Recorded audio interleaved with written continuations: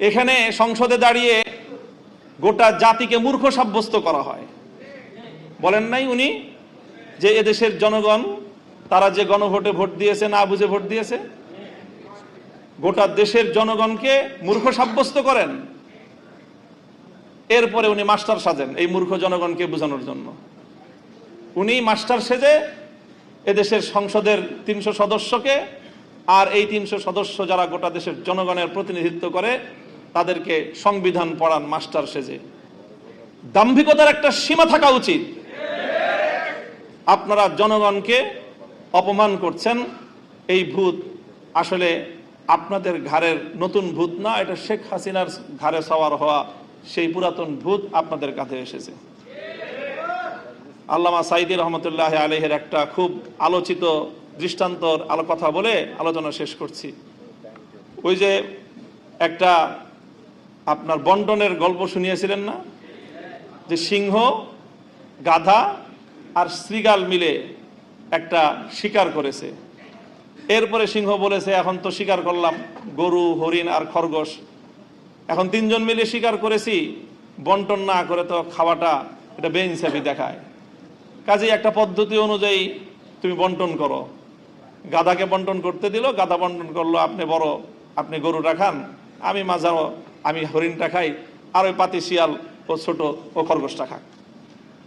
তো সিংহ এক চর মেরেছিল, এক চরে তার ঘাড় উপরে পড়ে গিয়েছিল। এরপরে বলল যে শৃগালকে বলল তুই ভাগ কর।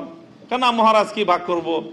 না না, আমি তো ভাগ ছাড়া খাবো না, আমি তো সিস্টেম ছাড়া খাই না, সাংবিধানিক পদ্ধতি বাস্তবায়ন হবে তারপরে সে আমি খাবো। শৃগাল বলল যে আপনি গরুটা দিয়ে সকালবেলায় আপনি ব্রেকফাস্ট করবেন, হরিণটা দিয়ে ডিনার করবেন, লাঞ্চ করবেন, আর খরগোশটা দিয়ে আপনি ডিনার করবেন। জিজ্ঞাসা করলো এত সুন্দর বন্টন তোরে শিখাইছে কে? তো শৃগাল বলে ওই যে একটু আগে যে গাধার পরিণাম আমাকে এই উত্তম বন্টন শিক্ষা দিয়েছে। হাসিনার ভূত যার কাঁধে ভর করেছে তাদেরকে বলতে চাই, হাসিনাকে অনেক মানুষ বলতো যে খুব রাজনীতি বুঝে। আমি তখনই বলতাম যে হাসিনার মতো বেকুব রাজনীতিবিদ বাংলাদেশে দ্বিতীয় কেউ জন্ম নেয়নি। 70 বছরের আওয়ামী লীগকে বাংলাদেশ থেকে ধ্বংস করে দিয়ে গিয়েছে শেখ হাসিনা। শেখ হাসিনা গাধার মতো ভূমিকা পালন করতে গিয়ে সীমান্তের অপর প্রান্তে গিয়ে পড়েছে। তোমরা শৃগালের মতো যদি সেই শেখ হাসিনার পথ অবলম্বন করার চেষ্টা করো, সেখান থেকে শিক্ষা গ্রহণ করো, তোমার পরিণাম ভিন্ন কিছু হবে না। ক্ষমতার মসনদে বসলে জনগণকে খুব ক্ষুদ্র মনে হয় না? ক্ষমতার মসনদে বসে শুনেছিলাম ইঁদুর নাকি নিজেকে সিংহের মতো ভাবে। আজকে বিএনপির অবস্থা দেখে মনে হচ্ছে তারা ক্ষমতার মসনদে বসার পর জনগণকে তারা ইঁদুর আর নিজেদেরকে সিংহের মতো ভাবছে। আমরা পরিষ্কার ভাষায় বলি, জনগণকে সম্মান করতে শিখো। গণভোটের যে রায়, বাংলাদেশে এটি 4র্থ গণভোট আজকের আলোচনায় এসেছে।